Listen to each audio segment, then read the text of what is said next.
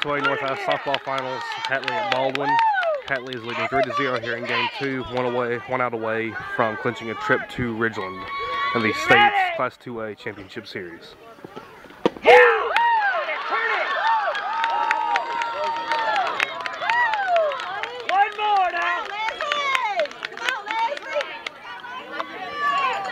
One more!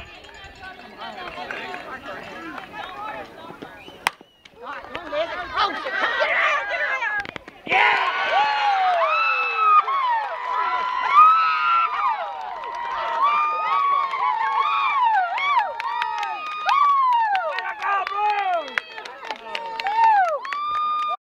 Good Hatley softball coach Chris George. Coach, your team just clinched berth to Ridgeland, so you'll be heading back to the Jackson metro area for the second time this academic year.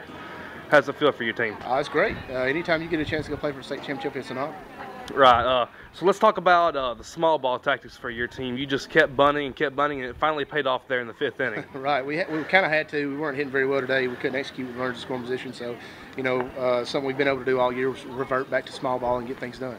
All right. So there in earlier in the game, you kept bunting, getting runners second and third base, just couldn't get them in. But there in the 5th inning, they made an error.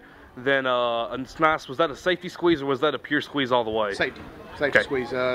It's designed to get the bunt down the right side, and first baseman's usually playing back, and the runner's breaking on down contact. All right, so it perfectly worked out there. Then the sacrifice fly later on in the inning, and it was enough margin for Leslie today to get it done. Right, and she's always been like that. In big games, she's been a big pitcher for us, and today was no different. Right. So you'll obviously advance and get Enterprise Clark or Clarkdale. You know anything about those yet? Obviously, you faced Enterprise in the slow pitch finals. We keep running Enterprise over and over and over. They're both very good teams, very well coached. It'll be tough.